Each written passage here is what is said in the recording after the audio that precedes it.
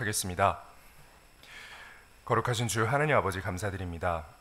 10월의 마지막 날을 맞아서 우리 배단에 온 가족 모두가 이렇게 예배드리게 해주셔서 감사드립니다. 이 시간 부족한 지체가 말씀을 전하고자 합니다. 말씀을 듣는 자와 전하는 자 모두에게 거룩한 지혜와 명철을 허락하여 주옵소서. 감사드리며 이 모든 말씀 우리 주 예수 그리스도의 이름으로 기도드립니다. 아멘.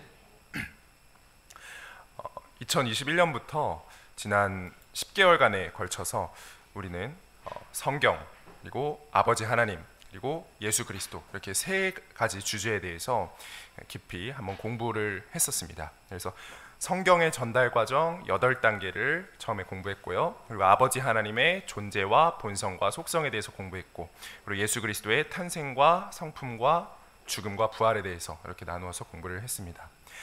이제 이 모든 것들을 정리하면서 오늘 우리는 조금 특별한 시간을 가져보려고 합니다. 한 편의 영화를 바탕으로 이 성경과 하나님 그리고 예수님이라는 세 가지 주제를 통찰해보는 시간을 가지도록 하겠습니다. 이 악한 현 세상의 미디어죠, 영화는 사실. 근데 이 영화를 성경으로 바라보고 그리고 비평하는 시간을 가지도록 하겠습니다. 오늘 함께 살펴볼 영화는 바로 우주 그리고 시간을 주제로 삼은 공상과학 영화, 바로 인터스텔라라는 영화인데요. 사실 굉장히 인본주의적이고 비성경적인 영화입니다. 그럼에도 불구하고 이 성경 공부 시간에 성경 말씀 이외에 세상의 것을 함께 공부하고자 하는 이유가 말씀을 통해서 우리 또 한번 찾아볼 수 있겠는데요. 다 같이 말씀 한 구절 읽고 시작하겠습니다. 고린도전서 6장 12절입니다. 고린도전서 6장 12절.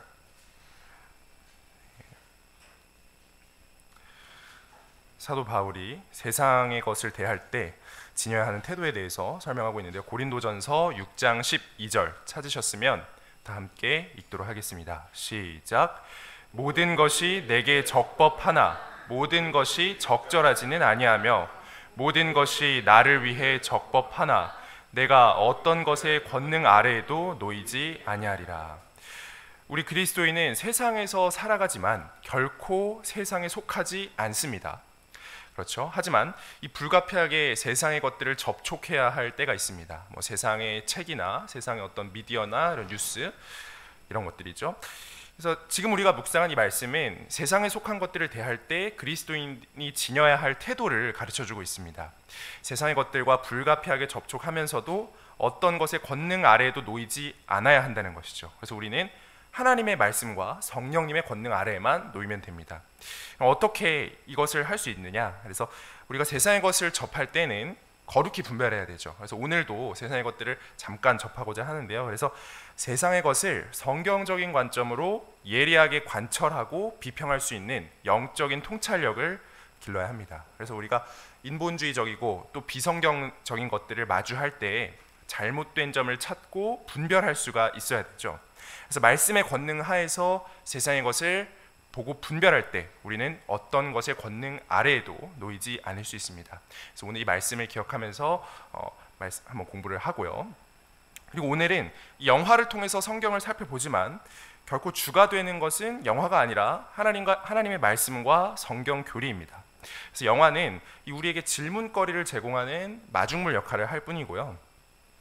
그래서 영화가 성경적으로 생각해 볼 수 있는 본질적인 질문을 던지는데요. 그래서 공상과학 영화이다 보니까 이 창조와 진화, 그리고 우주와 시간의 시스템, 그리고 시간에 대한 사람의 욕망, 그리고 사람의 구원, 그리고 믿음의 본질과 같은 그런 질문들을 우리에게 던집니다. 그래서 우리는 이 성경적인 관점으로 영화를 풀어나가면서 영화의 잘못된 신념들은 성경 말씀으로 우리가 비평하고, 이를 통해서 우리가 로마서 3장 4절 말씀이죠. 참으로 하나님은 진실하시되 사람은 다 거짓말쟁이라 할지어다 하는 말씀처럼 하나님은 언제나 옳고 사람은 언제나 틀리다 라는 이 진리를 향해 가는 시간을 가져보도록 하겠습니다.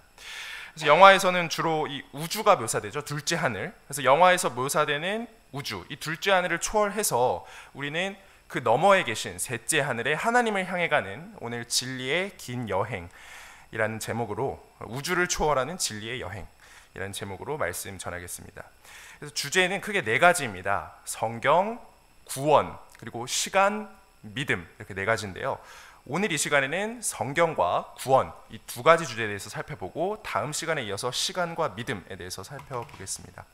그래서 먼저 성경에 대해서는 성경의 전달 과정 8단계를 이 영화의 제작 과정과 한번 비교한 시간을 가지고요. 그리고 구원에 대해서는 영화에서 묘사되는 이 인류 구원의 잘못된 개념과 그리고 성경에서 말씀하는 구원의 참 진리를 비교하는 시간을 가져보도록 하겠습니다. 자, 먼저 이 영화와 성경입니다. 이 영화 인터스텔라의 줄거리는 뒤에 대략적으로 말씀을 드리겠지만, 인터스텔라는 간단히 이 우주와 생명체, 그리고 차원과 시공간, 그리고 모든 것의 기원과 종말, 그리고 사랑과 믿음의 문제를 아주 흥미롭게 풀어낸 영화입니다. 그런데 이 영화의 소재가 되는 모든 개념과 가치들이 사실 우리 손에 있는 이 성경 말씀 한 권에 다 담겨 있습니다. 더 나아가서 이 성경은 이 사람의 창안물인 영화와는 비교할 수 없을 정도로 완벽하고 정확한 진리만을 담고 있죠. 그래서 성경에는 우주의 기원, 그리고 그 우주 안에 있는 모든 별들과 행성의 신비, 그리고 해와 달과 지구의 탄생, 그리고 그 안에 모든 생명체의 시작과 끝이 놀라울 정도로 경이롭게 담겨 있습니다. 이러한 과학적인 진리와 더불어서 성경은 사랑과 믿음이 무엇인지, 그리고 세상을 살아가면서 지향해야 할 가치들이 얼마나 소중하고 아름다운 것인지, 그리고 이 거대한 우주와 험난한 세상 속에서 우리는 어떤 진리를 추구하며 살아가야 하는지를 영화처럼 굉장히 매력적으로 말씀해주고 있죠.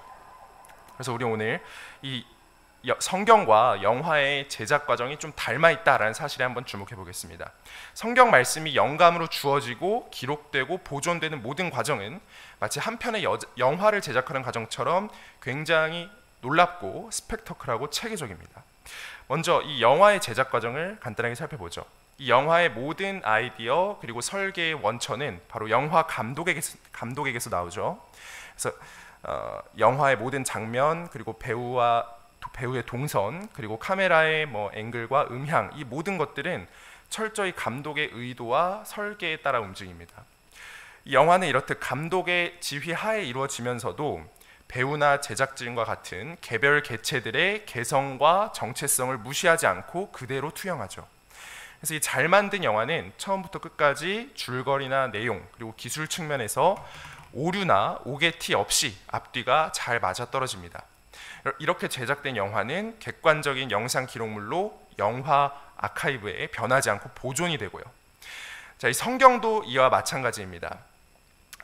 영화의 감독에 해당하는 성경의 총감독이자 지휘자는 바로 우리 창조자 하나님이시죠. 그래서 성경은 온 우주와 생명체, 그리고 인류에 대한 하나님의 총체적인 계획과 뜻을 담은 책입니다.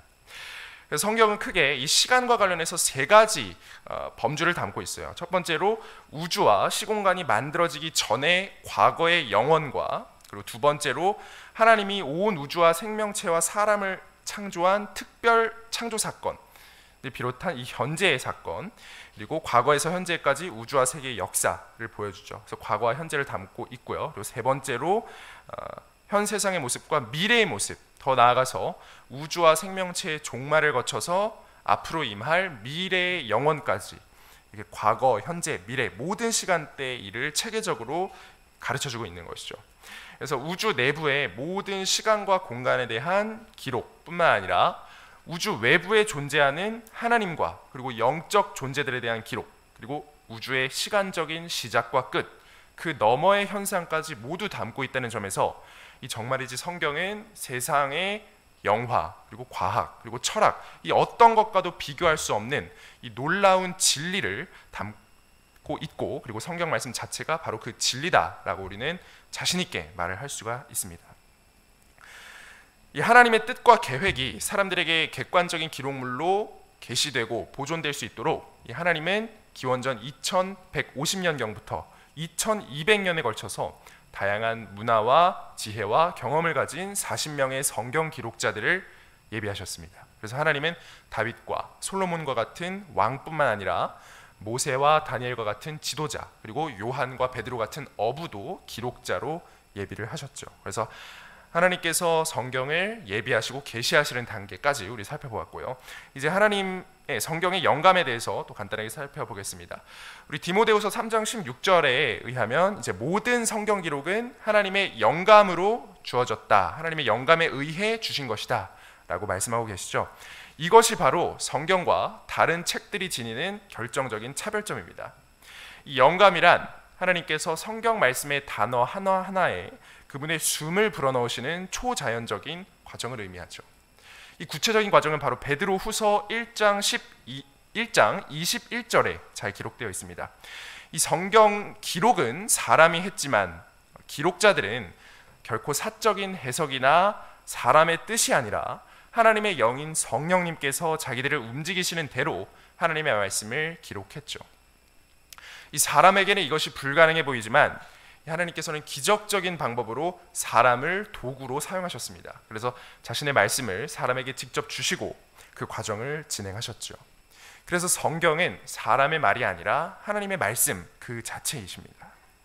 이때 이 하나님은 성경 기록자의 개성을 무시하지 않고 투영하면서도 마치 그분이 직접 쓰신 것처럼 기록되도록 그렇게 성경 기록의 전 과정을 감독하고 인도하셨습니다. 이 과정 또한 마치 영화 제작에 비유할 수 있겠습니다. 이 영화 감독은 전체적인 계획과 지휘 하에 영화를 제작합니다. 하지만 세부적인 장면에서는 배우와 제작진의 개성과 스킬을 무시하지 않죠. 그리고 그 개성을 그대로 투영해서 한 편의 영화가 만들어지죠. 이처럼 성경도 하나님께서 영감으로 주시고 기록자들이 기록하는 과정에서 그 모든 과정을 영화처럼 우리가 한번 살펴볼 수 있다라는 사실이죠. 다음으로 성경이 단 하나의 오류 없이 진리만을 담고 있다라는 사실을 우리 또 살펴보겠습니다. 이 온 우주를 계획하고 이 지구의 모든 생명체를 창조한 하나님께서는 언제나 영원하고도 절대 무오하십니다.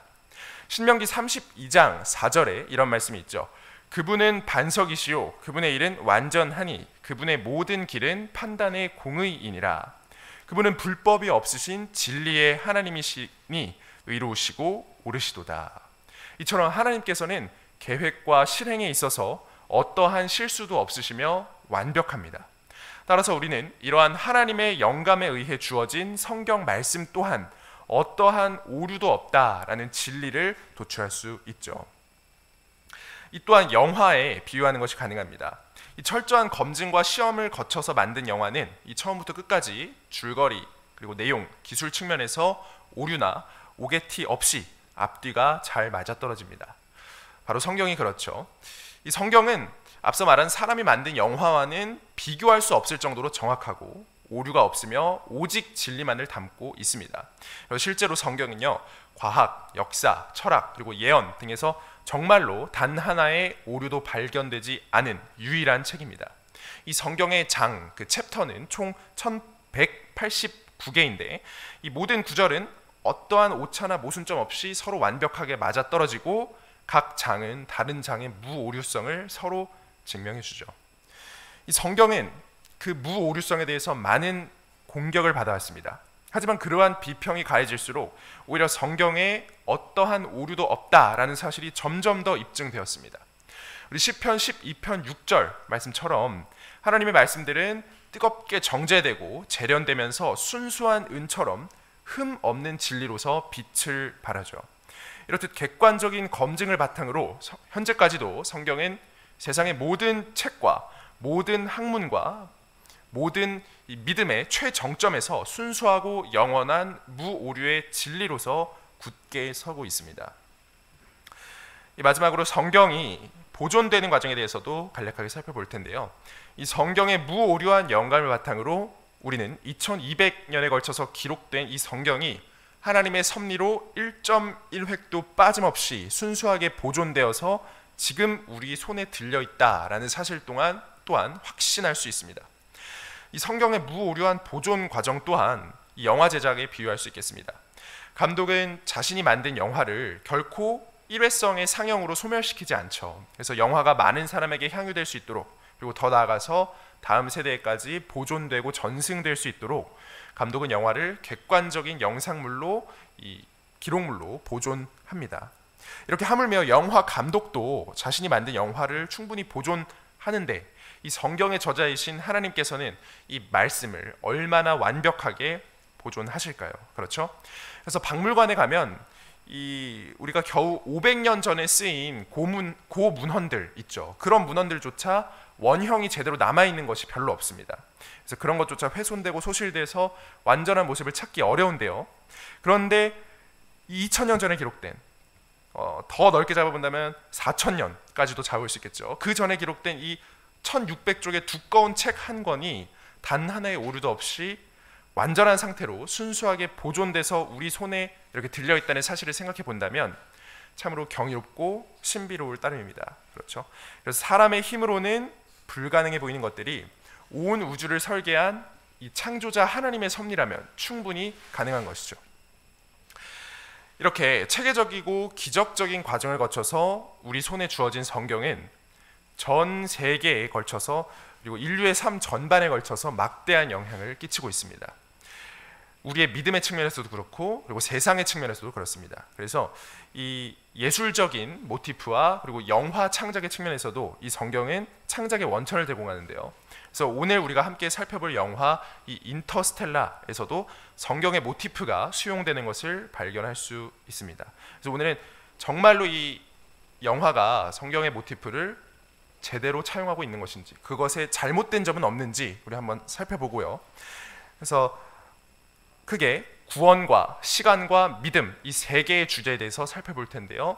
오늘은 그 첫 번째 구원에 대해서, 구원의 영역에서 한번 찾아보도록 하겠습니다. 자, 이 인터스텔라라는 영화의 줄거리와 내용 구조를 간략하게 한번 살펴보겠습니다. 굉장히 간단합니다.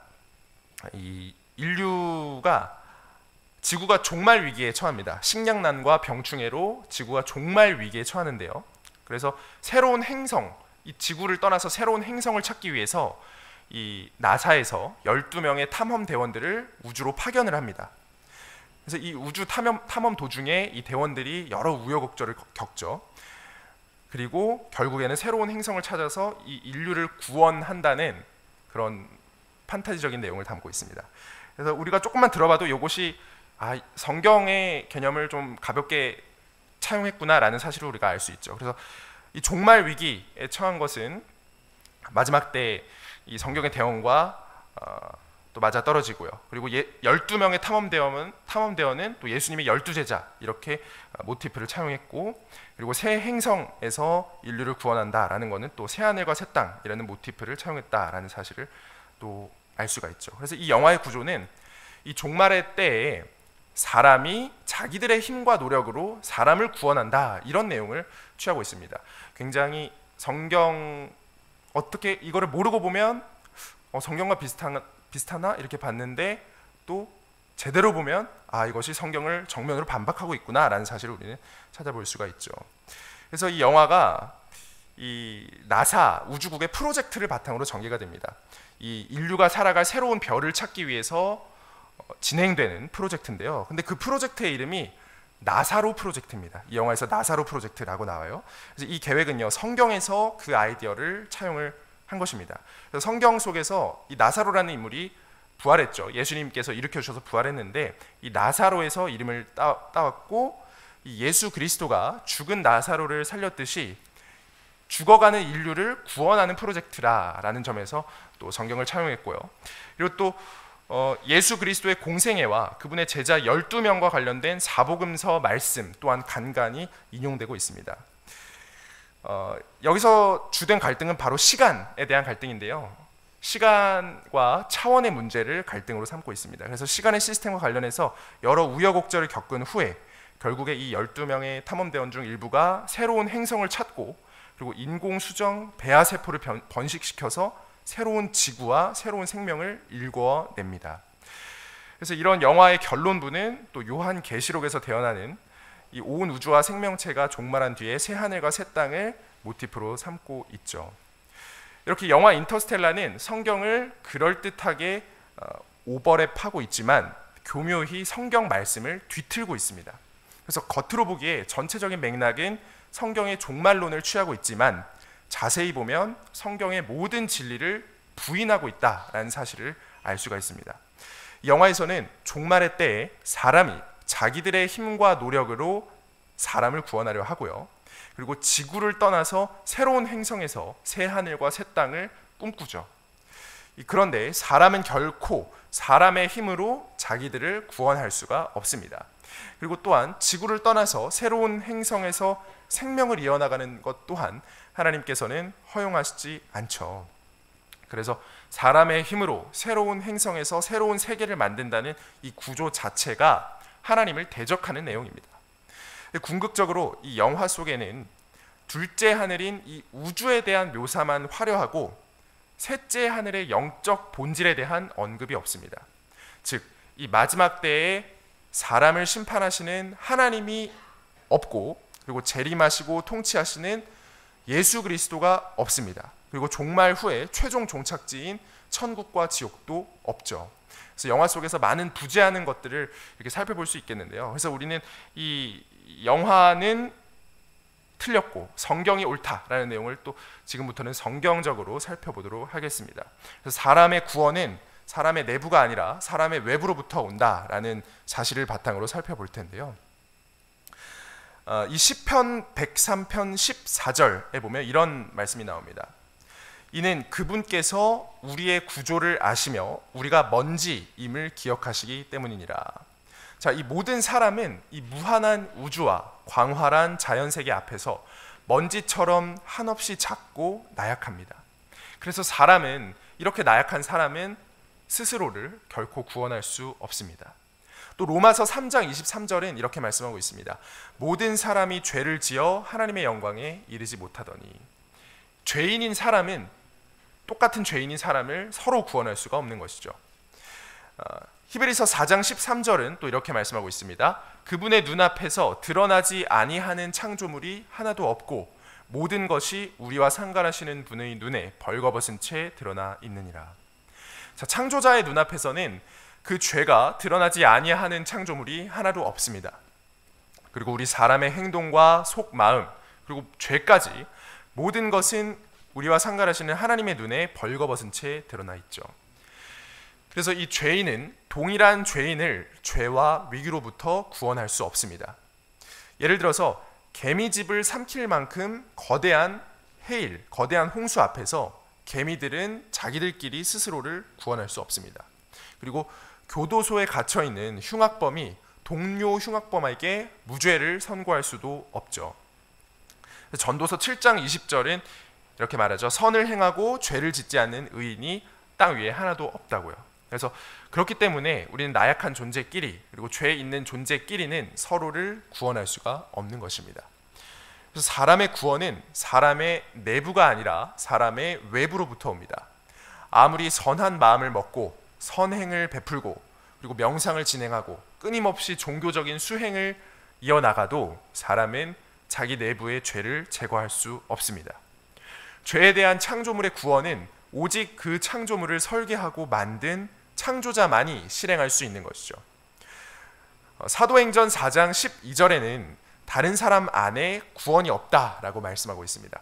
하나님께서는 하늘 아래에서 우리를 구원할 다른 어떤 이름도 사람들 가운데 주지 않으셨습니다. 사람이 아니라 오직 하나님을 통해서만 구원받을 수 있고 그 하나님이 몸을 입고 오신 예수 그리스도를 통해서만 구원받을 수 있는 것이죠. 그래서 디모데전서 2장 5절에서 6절에서도 이 말씀이 직접 드러나죠. 창조자 하나님께서 직접 사람의 몸을 입고 오신 중재자, 곧 온 인류의 죄를 위해 자신을 십자가의 대신 속죄의 희생물로 주신 이 사람이신 예수 그리스도를 믿을 때에만 사람이 구원을 받을 수 있다라고 말씀을 하고 있습니다. 이 창조자는 창조물의 차원과 시공간을 초월해서 존재합니다. 그래서 하나님께서는 우리 인간의 차원과 시공간을 초월하시죠. 3차원의 존재인 사람과 그 너머 차원의 시공간인 우주를 창조하신 하나님께서는 오직 아무도 범접할 수 없는 우주의 끝, 그 너머에 있는 셋째 하늘의 거룩한 왕좌에 존재하십니다. 우리 왜 사람이 이 셋째 하늘에 결코 도달할 수 없는지 바로 두 가지 간단한 이유를 살펴보면, 첫 번째로는 물리적 이유 때문입니다. 시편 104편 2절에서는 이렇게 하나님께서 하늘들을 휘장같이 펼치신다라고 말씀하고 있습니다. 그래서 하나님께서 창조하신 우주는 지금 이 순간에도 빛보다 빠른 속도로 또 끊임없이 팽창하고 있죠. 하나님은 빛이십니다. 그렇죠? 하나님은 빛이시기 때문에 빛보다 빠른 물질, 그리고 즉 하나님보다 더 우위에 있는 물질은 존재하지 않습니다. 그래서 이 셋째 하늘은, 하나님 계신 셋째 하늘은 과학기술로 도달하는 것이 불가능합니다. 두 번째로는 영적인 이유입니다. 이사야서 59장 2절은 이렇게 말씀하고 있죠. 오히려 너희 불법들이 너희와 너희 하나님 사이를 갈라놓았고 너희 죄들이 그분의 얼굴을 너희에게 숨겼으므로 그분께서 듣지 아니하시리니. 사람의 죄가 우리와 하나님 사이를 갈라놓았습니다. 이 첫째 하늘과 셋째 하늘을 갈라놓았습니다. 셋째 하늘은 이 사람이 결코 죄의 문제를 해결하지 않으면 도달하지 못하는 그런 곳입니다. 그렇기 때문에 사람은 과학 기술을 통해서도, 그리고 선행이나 종교나 철학을 통해서도 결코 창조자 하나님께 다다를 수 없습니다. 그래서 사람이 구원을 받고 영원한 생명을 얻어서 이 우주 너머에 있는 셋째 하늘에서 하나님과 영원히 거할 수 있는 유일한 길은 바로 우리 중재자 예수 그리스도이며, 그 영광스러운 구원의 여행길에 오를 수 있는 유일한 방법은 바로 행위가 아니라 믿음입니다. 오직 믿음밖에 없습니다. 그래서 첫째 하늘에서 둘째 하늘은 과학으로 도달할 수 있습니다. 그런데 둘째 하늘에서 셋째 하늘은 우리는 믿음으로 도달할 수 있습니다. 그래서 우리는 이 세상의 어떤 것보다 더 위대하고 더 소중하고 더 훌륭한 이 믿음, 우리의 믿음을 잘 지켜나가야겠습니다. 그래서 오늘 간단하게 살펴본 이 영화 인터스텔라는요, 성경을 모티프로 하지만 교묘히 성경을 변개시킵니다. 그래서 종말 위기의 지구를 사람의 힘으로 벗어나서 사람의 힘으로 다른 행성에서 살 길을 찾는다라는 발상은 이 인류가 그들의 본성과 한계를 인지하지 못한 채 나약한 사람의 힘으로 어떻게든 이 종말을 막아보고자 하는 무모하고 헛된 생각이라고 할 수 있는 것이죠. 그래서 우리는 이 사람의 힘으로는 불가능한 일이 있다라는 사실을 인정해야 합니다. 사람의 뜻대로 되지 않는 이 복잡한 세상사에서부터 시작해서요, 자신 내부의 죄를 제거하는 문제, 그리고 온 인류가 구원을 받는 문제에 이르기까지 이 모든 것이 사람의 능력으로는 한계가 있다라는 사실을 말이죠. 그래서 우리는 이 한계가 있다, 사람의 한계가 있다. 그렇다면 우리는 어떻게 해야 되느냐라는 것에 대해서 우리 말씀 한 구절 찾아 읽으면서 마무리 짓도록 하겠습니다. 바로 시편 39편 4절 말씀입니다. 시편 39편 4절. 우리 사람에게 한계가 있다, 얼마나 연약한 존재인지, 우리 사람이 얼마나 연약한 존재인지 알려주는 시편 39편 4절 말씀 다 같이 읽도록 하겠습니다. 시작. 주여 나에게 내 종말과 내 날들의 한계가 어떠한 것인지 알게 하사 내가 얼마나 연약한 존재인지 알게 하소서. 자, 이렇듯 우리의 종말의 날들의 한계가 어떠한 것인지 알아야겠죠. 그래서 이것을 알고 자신이 얼마나 헛되고 연약한 존재인지 깨달았다면 우리는 그저 겸허하게 모든 것을 내려놓고 창조자 하나님께 소망을 두면 됩니다. 그 뒤에 있는 39편 7절 말씀도 함께 읽어보겠습니다. 시편 39편 7절 말씀. 네. 시작. 주여 이제 내가 무엇을 기다리리까? 내 소망은 주께 있나이다. 그렇습니다.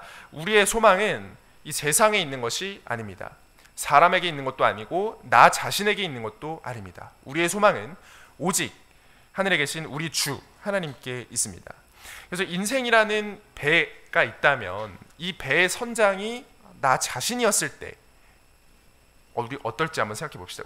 인생이라는 배의 선장이 나 자신이었을 때에는 폭풍우 앞에서 쩔쩔매고 염려하고 그랬었죠. 그랬던 일들이 이 전능자 하나님께 우리의 선장 자리를 내어서 맡겨드리고 오직 주만 신뢰하고 오직 하나님께만 우리의 소망을 둘 때 모든 것이 하나님의 섭리와 뜻대로 이루어지는 영광스러운 기적을 경험할 수가 있을 것입니다. 네, 그래서 우리는 이렇게 오늘 이 성경 그리고 구원에 대해서 영화를 중심으로 간단하게 살펴보았는데요. 다음 시간에는 나머지 두 가지 주제인 시간과 믿음에 대해서 또 살펴보도록 하겠습니다. 이렇게 말씀 마무리 짓고 오늘 예배를 위해서 각자 기도하면서 예배 준비하도록 하겠습니다.